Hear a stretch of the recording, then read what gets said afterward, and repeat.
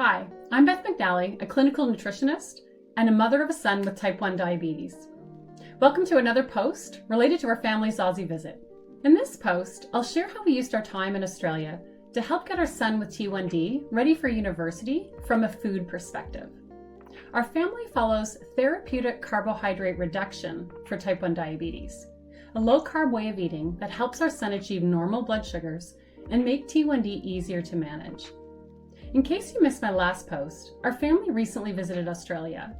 While we now live in Canada, because my husband is Australian, our family has lived in both countries, and we decided to come back to Australia to visit our oldest child, our daughter, who just started university in Australia this past February. Our son Lachlan, who lives with T1D, is about to enter grade 12.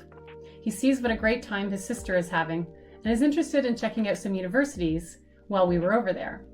He's thinking about going to Australia after high school. So while we were in Australia, we were showing Lachlan some university campuses. And while we do this, as parents, my husband and I are thinking about how we can prepare Lachlan to live independently at university during his first year on campus and maintain his low-carb lifestyle. In this video, I will share what we did when we were in Australia food-wise to get ready for Lachlan to come to university and be able to eat low-carb while he's studying and living on his own.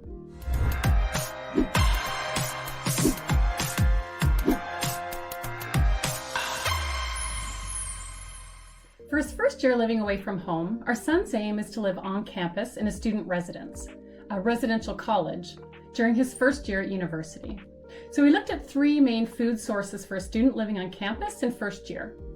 Number one, dining hall food options at student residences, residential colleges. Number two, on-campus food outlets. Number three, food sources from off-campus. Number one, when we were sourcing low-carb foods for him to eat at university, we're aiming to find foods that help him safely maintain normal blood sugars and nourish his body with the nutrients he needs. My son is considering going to the residential college that his sister currently attends. We visited my daughter's residential college and its dining hall.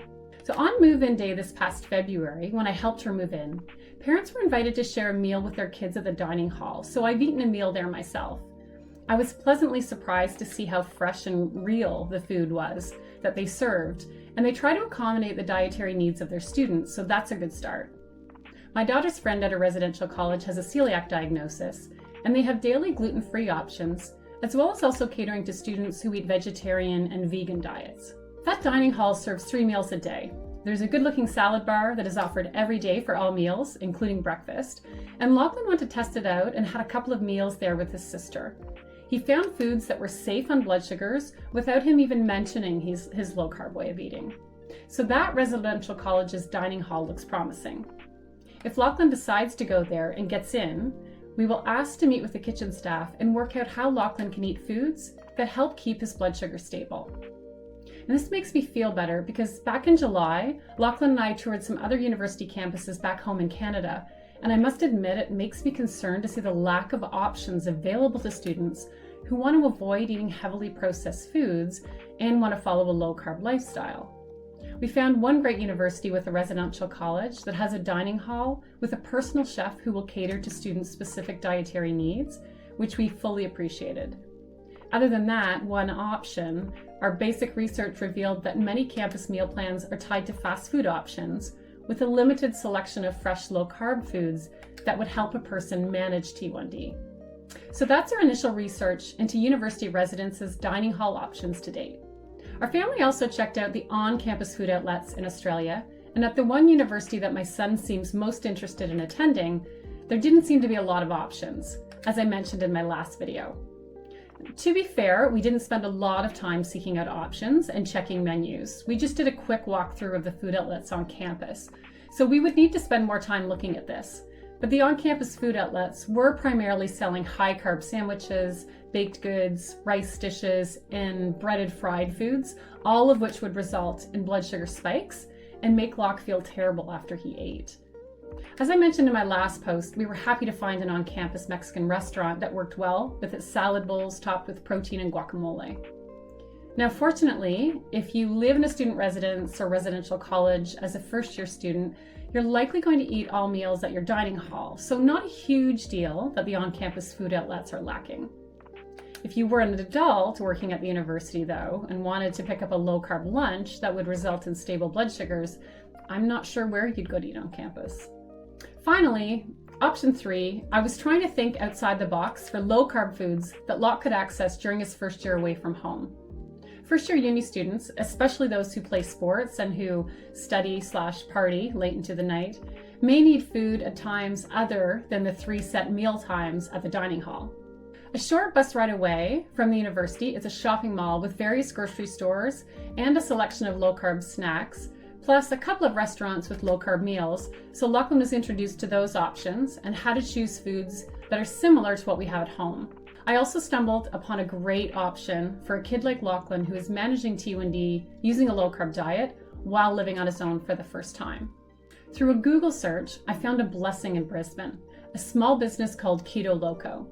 They serve ready-made low-carb meals and snacks that can be ordered each week and either picked up on site or delivered directly to you. I spoke on the phone with a very friendly owner of Keto Loco. She says she loves to cook and all of her ingredients are of the highest quality. Fresh foods, no seed oils, no cutting corners on the food quality, a low-carber's dream for healthy convenience. I'll put their contact details in the post. Because Lachlan can have a fridge in his room at residence, I think Keto Loco provides a great option for food when he's hungry outside dining hall hours. The meals can be microwaved or heated in an oven, and there is no full kitchen at the residential college he is considering, so the microwave it will be. Keto Loco to the rescue as a wonderful option for the future if he goes to university in this city. While we were in Australia, we did 2 lots of Keto Loco orders, so Lachlan could try the meals. He liked Keto Loco's low-carb meat pie and meals like chili beef with lime cauli rice and meatballs with cauliflower puree, broccoli and mushrooms, and a cauliflower mac and cheese. Of course, these low-carb convenience foods will factor into our planning of the financial cost of first-year uni. I view this as the cost of helping our son maintain his health. As he adjusts to managing T1D on his own, Matt and I want him to have options that facilitate this transition so he can focus on ordering insulin and diabetes supplies and getting T1D management down, and then he can turn his attention to cooking for himself full-time in second year when he may live in an apartment. In the United States, I see that Bethany and River at Let Me Be 83 share that the company BioCoach offers a similar service to Keto Loco in the US and is a tasty, convenient option for stable blood sugars.